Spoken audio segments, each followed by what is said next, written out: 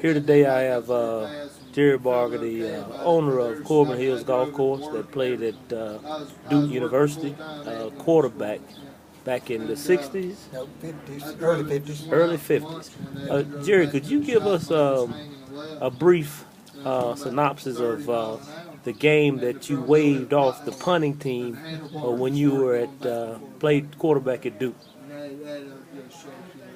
What happened? You want me to talk? Yes, sir. All right.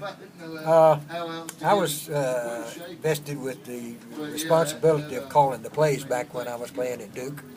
Captain, I was a captain. I was in charge of the and I had little latitude about not changing the play, but not calling the exact play that coach had on the game plan. I would had a tendency to change the game plan at my liberty, and coach would give me a little bit of grief, but we ended up getting along very well because usually it was successful that I did, so that made it that much more enjoyable and tolerable. But anyway, I did a lot of things that I wasn't authorized to do, but Coach Murray, who ended up being one of the best coaches at Duke for years, he trusted me, and I by faith in God and a lot of other good lessons, I was lucky enough to play with other guys that would make it easy for me to do it.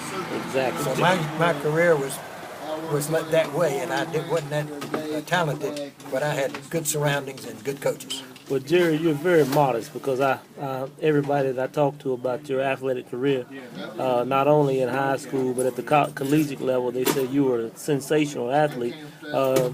Do you remember the team that you played when you called the punting team off and drove your team down for a score? I forget the year and all that, but I know I can remember it happening, but it wasn't one of my fond memories of my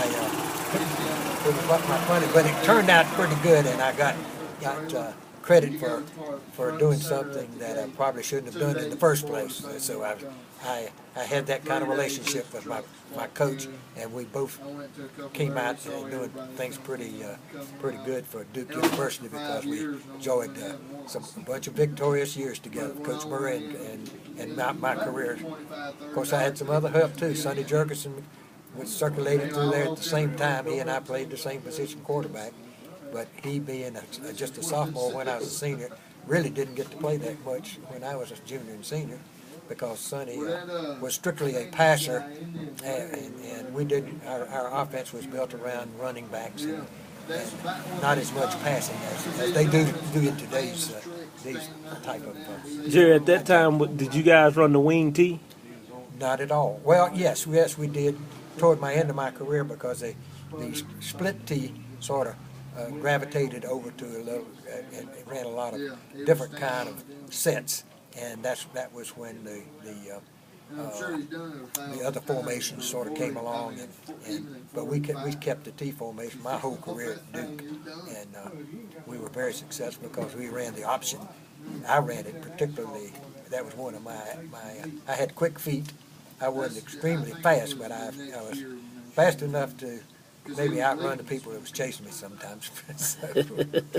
Well, you definitely have to do that being a quarterback. That's right. This is Jerry Barger, the owner, the proprietor of Corbin Hills. He's a local Hall of Famer. He's an advocate for the community.